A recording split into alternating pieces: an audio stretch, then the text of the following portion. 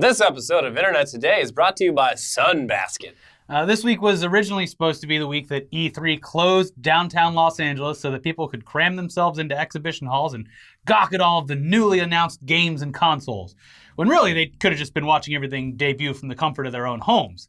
This year, the choice of antsy gamers was made for them thanks to the pandemic, which made cramming yourselves into a convention filled with tens of thousands of other people sound more like a horror movie than anything else. So, probably for the best. No, the pandemic's over. It would have been fine. Yeah, no, as we've all seen, in Orange County, California specifically, you don't have to wear a mask anymore. No. And a lot of people were very outspoken about that fact on camera. If you wear the mask, no shame. You're cutting off your supply of oxygen. You will die. That's Which science. Makes absolutely no sense because, listen, we don't need to get into it. You've already seen the video, but it is insane where people are like, you breathe out CO2, and when you put the mask on, you got to breathe it back in, which is very unhealthy, despite the fact that doctors everywhere perform surgeries in masks or anything else in masks for hours upon hours. It's all a misunderstanding. They thought you were supposed to put a trash bag over your head. I put this bag over my head and I couldn't breathe. Yeah. Anyway, there was at least one company this week who decided to keep their announcement schedule somewhat intact, although they shifted it slightly due to just America's recent problems. Turmoil. Yeah. Sony finally revealed their newest console, the PlayStation 5. Bet you didn't know that's what they were going to call it. Yeah, they're more consistent than Xbox, that's for sure. Mm-hmm. Yeah. It was during a stream event on Thursday, and while there were a few somewhat enticing game announcements, everyone's attention was obviously focused on just what the hell this next-gen console was going to look like. Well, here it is. Yep. That's the PlayStation 5. In all its glory. I think it looks nice. I think it looks okay. I'm glad they went for it. The Xbox is now literally just a box. Yeah. It's, there's nothing really, it's just a functional piece of hardware. This is something, the PS5, you want that on display. It's like a sports car. Yeah. Do you want old reliable over here? Yeah. Or do you want the Corvette? And, well, I think maybe I'm looking at in rose-colored glasses at the current gen of consoles. I think they kind of perfect it. Like, they're both kind of sleek. Yeah. Had a little bit to them. The Xbox was still a box. It was just rectangular. The PlayStation at least added some angles to it. I would say every generation that there's been an Xbox and a PlayStation, the PlayStation has looked better. I don't know. The PlayStation 3 looked like shit to me. Well, that aesthetic hasn't aged well. But at the time, you think the PlayStation 3 looked bad. The Xbox 360 is just a big doink-to-doink. Yeah, it was looked like weird. shit. Anyways, yes, it's already been stated many times, but it is very true that Sony's PS5, it looks like a wireless modem or router with a popped collar. It just does. Or as Elliot put it, by photoshopping it sideways, it looks like a futuristic house in the Hollywood Hills that an eccentric billionaire would own. Yeah. Notch lives inside this PlayStation. That's right. And he's just in there typing away. Yeah. Typing away with sitting on the red pill subreddit all day long. Yeah, shoving red pills right up his ass. Yeah, with his dirty-ass candy machine that hasn't been cleaned in years. Fuck Notch. Listen, we agree. The PlayStation 5, it doesn't look terrible, but I don't know. It's acceptable, but it's certainly not subtle. It is not subtle at all. And that's what I like the bold choice. Yeah. I'm glad they went for it, because if they had come out with their own rectangle, where's the excitement? Yeah, I get what you're saying. And it certainly looks better than the fucking dev kit that was been going around for a while. That thing looked like shit. But again, not subtle. People will definitely know that you own a PS5 because it will not blend in with the rest of your living room setup, and especially when it's sitting vertically, as shown in the promotional materials. It looks like something you'd see on Evil Buildings subreddit. Yeah, it looks like something in the Abu Dhabi skyline. Yes. Yes, it does.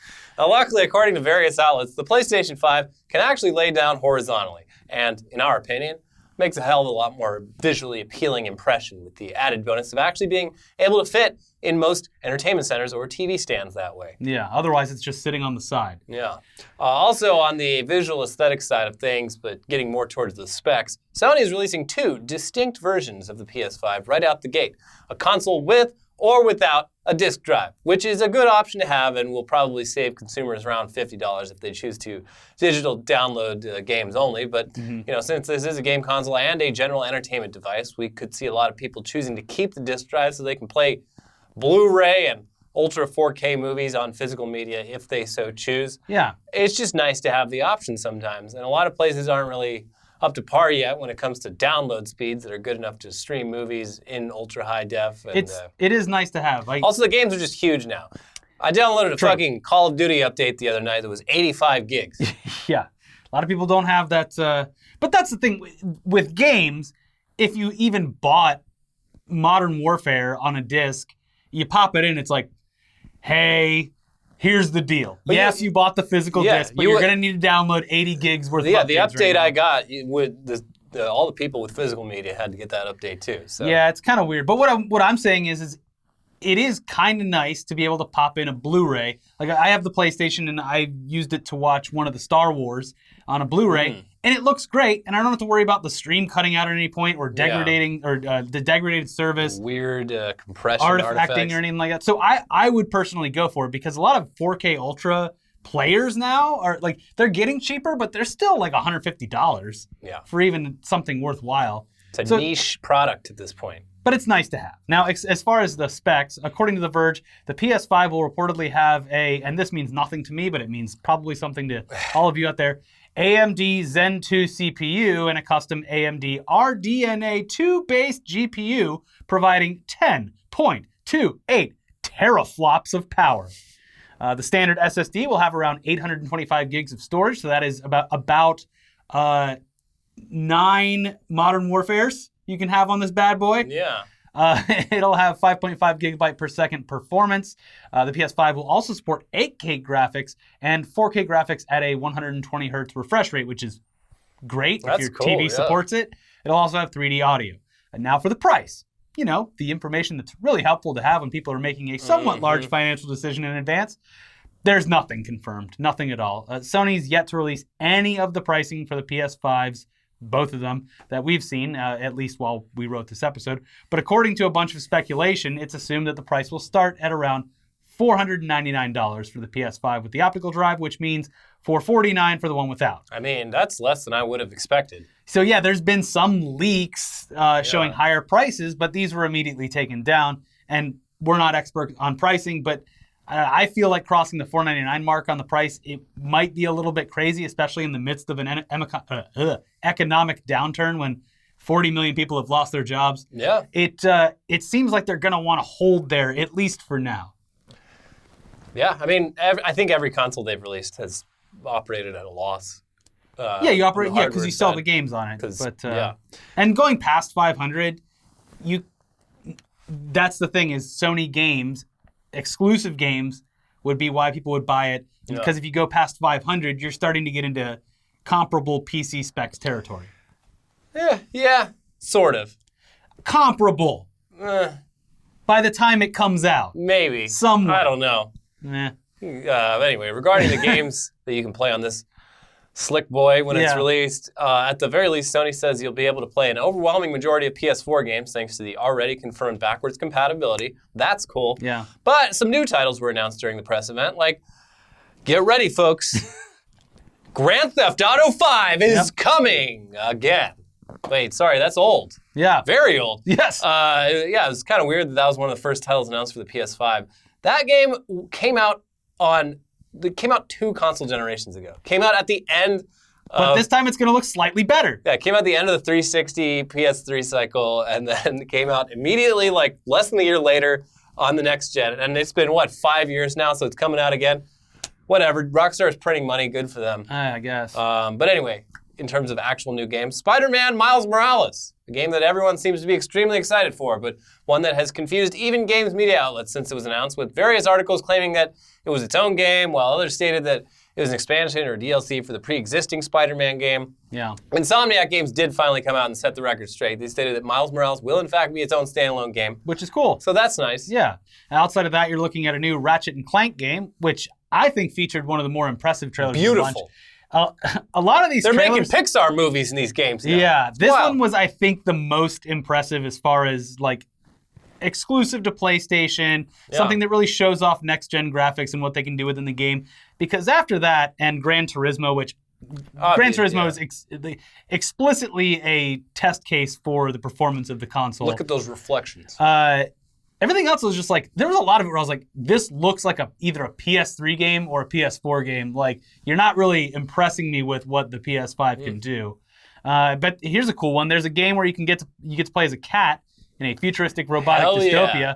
That one seemed great. Yeah, I'm excited for that. Then there's a game for people who exist within the Venn diagram of anime lovers and furries. They're called Internet Today viewers. Yeah, okay. Boop. That game's called Goodbye Volcano High, which doesn't look like it needs a PS5 to run. Just my opinion. There's a sequel to Horizon Zero Dawn called Horizon Forbidden West. Horizon Zero Dawn was one of the best looking games on PS4, so I'm sure this will be fantastic. There's a cutesy game that everyone on Twitter seems to love called Bug Snacks. A new Resident Evil title called Village, which has some serious Van Helsing vibes. Obviously, we mentioned a new Gran Turismo, new Oddworld, new Hitman, Demon's Souls remake, blah, blah, blah. A lot of people were excited about that Demon's Souls. But the one that stuck out to us that will probably be released cross-platform after maybe an exclusivity period on PlayStation, if that even exists, is Deathloop. It's just a fun-looking shooter title from the studio behind the Dishonored franchise.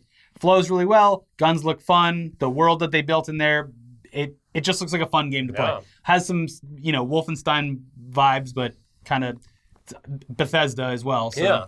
Cool. Yeah. So there you have it. There's your PlayStation 5 rundown. Aren't you glad you didn't sit through like 4 fucking hours of just spectacle? You got it from us in like under 10 minutes. Yeah, we did it. Yeah. So now before we launch into our now weekly Warner Brothers bashing, because boy, are they ruining their entire media conglomerate, let's take a quick second to thank today's sponsor, Sunbasket.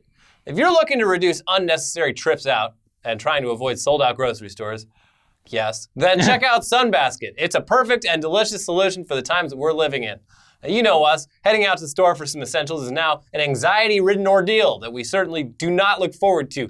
And that's why getting a delivery from Sunbasket is such a relief. It's just there. Sunbasket delivers healthy, delicious meals straight to your door. They've got delicious recipes for all kinds of dietary preferences, including paleo, gluten-free, Mediterranean, vegetarian, and more. Everything is pre-portioned and ready to prep and cook. You can enjoy a dinner full of organic produce and clean ingredients in as little as 15 minutes, no matter how much experience you have in the kitchen. Each week, Sunbasket offers a wide range of recipes to choose from, so you can try mouth-watering dishes like hoisin steak strip lettuce cups and pickled daikon and carrots, roasted salmon with miso-glazed eggplant, or black bean tostadas Diablo with cabbage slaw and guacamole. Tostadas Diablo. Diablo. Very devilish. Yes. You can order from any recipes across their menu. You can skip a week whenever you need to, or even double up on your favorite recipes. It's simple and easy with no gotchas. And Sunbasket facilities have the highest levels of food and employee safety. They are reinforcing strict adherence to their existing standard operating procedures and increasing sanitation frequency in their distribution centers in order to protect you and your family. Right now, Sunbasket is offering $35 off your order when you go right now to sunbasket.com/todaydaily and enter promo code TODAYDAILY at checkout. All one word. That is sunbasket.com/todaydaily. Enter promo code TODAYDAILY at checkout for $35 off your order. Sunbasket.com/todaydaily, promo code TODAYDAILY. It's also linked down in the description below. But now let's get back into the news with Warner Brothers and HBO Max, a baffling ordeal. There's quite a bit going on with Warner and HBO Max, and hell, even the WB Games division. But first, we really have to pour one out for our friends over at DC Universe's DC Daily, which was technically the absolute last shred of existence of the former company known as Machinima. Yeah, it was sort of like Machinima's ghost. Yes. Like most of the people behind the scenes. It haunted the halls. Yeah, it was the same building, a lot of the same crew. Yeah. Well, you're probably well aware that after we parted ways with Machinima, the company only lasted a few more months before completely shutting down. Not saying we were the only thing keeping the company afloat, but hey, it sounds good, so we'll go with it. I mean, was it a coincidence that immediately after we parted ways, they went completely under? Curious. I don't know. Very curious. Now, something you may or may not know is that while the name and the shows had vanished from the building, the production crew and a few of the on-camera talent that had been there for the last couple of years for Machinima were simply just given new roles on DC Daily. The transition was seamless, obviously, because by then the full acquisition of Machinima by Warner Brothers was complete. Anyways, that building and its production remained somewhat intact. They were just making a different show for a parent company. So everything was fine for a good amount of people, despite the downfall of Machinima. But it was announced earlier this week that DC Daily was canceled. And along with that show went everyone that worked on it and the old production studio that both that show and ours, ETC, and countless other Machinima series were made in.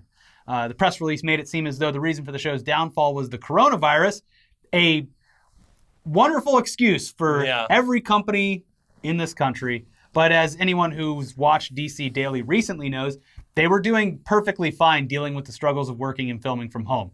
And we can only guess, but we assume the real reason is that Warner Brothers now had 2 competing premium streaming services on their hands, and the big one needed some more content. The DC Universe has a lot of content that would greatly benefit HBO Max and potentially entice some more subscribers. So we think that the show's cancellation had more to do with that than anything else. Yeah, probably. A lot of these streaming platforms have not perfected daily or weekly content. WB, ever since like AT&T, the acquisition, like they really don't like redundancy, which is understandable, but it's like WB bought Machinima, and then like a year later, AT&T bought WB, but AT&T already had full screen, so they're like, all right, Machinima's gone, get it out of there. So it's sort of the same thing. Yeah. Anyways, regardless, we want to give a shout out to all our friends and former coworkers who were involved in that show, and we know that they'll all land on their feet because all of them are extremely talented. But once again, we are forced to watch yet another digital production ruined by a bunch of executives who are more than eager to keep pushing traditional style programming regardless of how it gets into people's homes. They just don't like the new generation of creatives. No. It really seems that there has been a constant effort to lop off any of the people that have risen from the YouTube generation and keep them as far away from traditional production as possible. Yeah. And I'm not saying there's a conspiracy, but it has happened across every single studio that has dipped its toes into digital producers.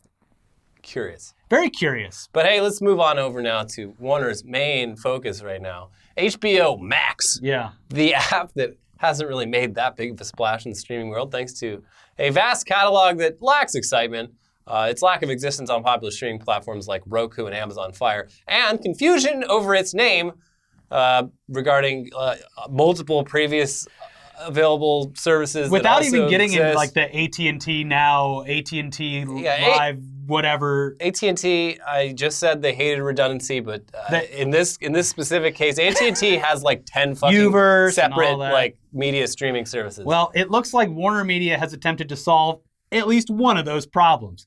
They're going to make things less confusing by remaining very confusing. Okay, here we go. Take a breath. Remember HBO Now? Throw it out. It's now just HBO. Huh? But what's happening to HBO? Well, HBO isn't really going anywhere. It's just HBO Max now. What? Not HBO Max Now. Sorry, that's also confusing. HBO is HBO Max. HBO Now is HBO. So, okay, what about HBO Go? HBO Go will no longer exist after July 31st. So if you used HBO Go, you're out of luck in the very near future. If you used HBO Now, you're just going to find it as HBO. And if you're on Roku or Amazon Fire, you're still shit out of luck unless you use the HBO Max app.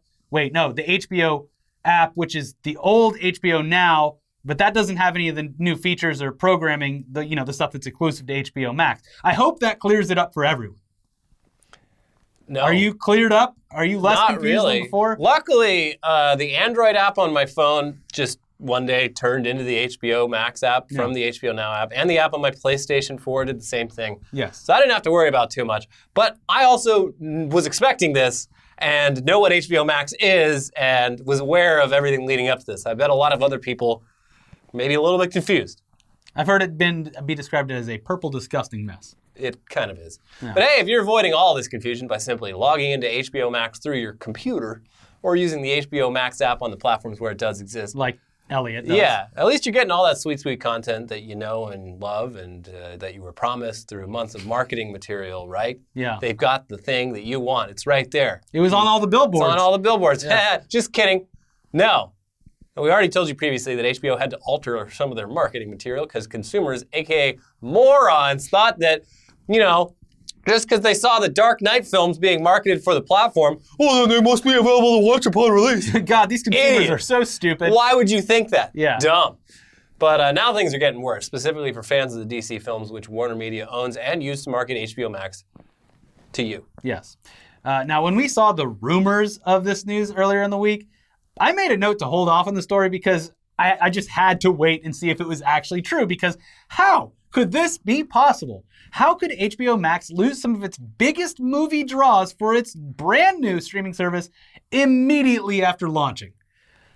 But yeah, turns out it's true. And as of July 1st, HBO Max users will no longer be able to watch any of the following movies: Justice League, Batman v Superman: Dawn of Justice, Wonder Woman, Suicide Squad, Batman, Batman Returns, Batman Forever, Batman and Robin, Catwoman, Jonah Hex, and The Losers. You have got to be fucking kidding me. Wow. Great job, Warners. Unbelievable. Now, obviously, they own the movies. They will be back on the service eventually. Yeah. But it's mind-boggling. It's ridiculous that these licensing deals weren't properly planned out when they've obviously been coming up with this app for a very long time. Get different wires. The two different departments. Whoops. Wait, you guys are making a streaming service? We just licensed that shit out for like the next 5 years. That's what I'm actually... No, it's signed. I'm wondering now if they didn't just get off the wallet and pay an exorbitant amount of money to get the licensing deal for these movies from whoever has the licensing for it for just a month to launch with. I don't know. To me, it seems short-sighted, but who am I? Yeah. I'm obviously not a Warner Brothers executive. Also, God damn it. Yeah. They removed Gone with the Wind. It's an old movie. It's boring. You won't like it. No. But they removed it because Warner Brothers is struggling to contextualize the racial stereotypes in this film 80 years after its release. They still haven't figured it out yet. They haven't figured out how to contextualize it. But yeah, it turns out that removing Gone with the Wind might have been a great financial boost for the studio, because it appears that the best way to convince conservatives to purchase or rent something is by removing it under what they feel is unjustifiable censorship. Because the film immediately shot to #1 on Amazon's bestsellers sales chart, literally the day after it was removed from HBO Max. Yeah. These people do not understand boycotts. Yeah, no. They're now that this is going to be a marketing tool, they're going to be like, you know what we should do? We should get rid of, I don't even know if it's a HBO movie or something. Did you hear HBO Max removed The Fugitive? I don't know why they did it, but I bet it's going to piss me off. Yeah. They made way more money off people watching Gone with the Wind by not having it on HBO Max than if they had just left it there. You know what they should do now is remove all the Harry Potter films. Yeah. And then all the conservatives will be like, well, you see that J.K. Rowling, I almost said J.K. Simmons. J.K. Rowling, she's on to something. Yeah. You got to rent all these movies. Yeah. Brilliant. Yeah. Anyway, speaking of weird attempts to support the Black Lives Matter movement, though, and, doing that and having it backfire, if you can handle a decent amount of cringe, we're just going to play this whole video for you. It's a video PSA called I Take Responsibility. It features a bunch of white actors, and it was about as well received by people of all races as the John Lennon Imagine video that came out just days after stay-at-home orders were rolling out across the country. Hey, at least that one they put some effort into it. So this one's it was unsettling to me. They're all putting on their acting. So they're acting really hard. Yeah. But also, if you notice, when you watch it, they're not even reading a script on their laptops that they're recording on. Someone's obviously holding cue cards off to the side, because all of their eyes jet off to the side frequently to maintain the wording. Here you go. I take responsibility. I take responsibility. I take responsibility. I take responsibility for every unchecked moment. For every time it was easier to ignore than to call it out for what it was. Every not so funny joke. Every unfair stereotype. Every blatant injustice, no matter how big or small. Every time I remained silent. Every time I explained away police brutality. Or turned a blind eye. I take responsibility. Black people are being slaughtered in the streets, killed in their own homes. These are our brothers and sisters. Our friends, our family. We are done watching them die. We are no longer bystanders. We will not be idle. Enough is enough. I will no longer allow an unchecked moment. I will no longer allow racist, hurtful words, jokes, stereotypes, no matter how big or small, to be uttered in my presence. I will not turn a blind eye. Going for a jog should not be a death sentence. Sleeping in your own home should not be a death sentence. Playing video games with your nephew should not be a death sentence. Shopping in a store should not be a death sentence. Business as usual should not be life-threatening. I stand against hate. I stand against hate. I stand against hate. I stand against hate. I will stand against hate in love. I will make my presence known. And killer cops must be prosecuted. They are murderers. We can turn the tide. It is time to take responsibility. Call out hate. Step up and take action. Wow, that was really something. Racism solved. They solved racism. Now, honestly, it probably would have been a lot better if everyone in that video had just done what John Cena did and donate a bunch of money to various charities and stay away from the spotlight. Yeah, unseen. Yeah. Just the way John Cena does it. Exactly. Yeah, that was it was pointless. It's literally just like, what is it accomplishing? And it's distracting away from like shit people should be watching. Also, it's like directly, none of this is confirmed, but like people behind it, it's basically trace it like back to just like the Democratic Party. And it's like, why are you doing this? Yeah. It's, yeah, just should have not. They're doing it Should've because just not. Joe Biden still can't form words. Wow, yeah, Chief. Yeah. Yeah, Jack. Yeah, Trump's know, going there down it to, Texas where the Tulsa massacre happened. And anyways, we're stuck with Joe Biden. What are we doing? So back to Warner Media real quick. Surprise, surprise. They finally moved the release date for Tenet back. Woo! By 2 weeks. Wow. So it was initially supposed to be released on July 17th, but everyone thought, that's crazy. There's a fucking pandemic. What are you doing? You can't release it on July 17th. Well, finally, they came to their senses. But now with everything, reopening for literally no reason other than the economy, it's going to be released on July 31st. So 2 extra weeks for the pandemic to go away. Yeah. Yeah, good thing they moved it back, or the release of this film, it would have completely flopped, possibly gotten a lot of people sick. But now that it's at the end of July. Problem solved. Yeah. Yeah.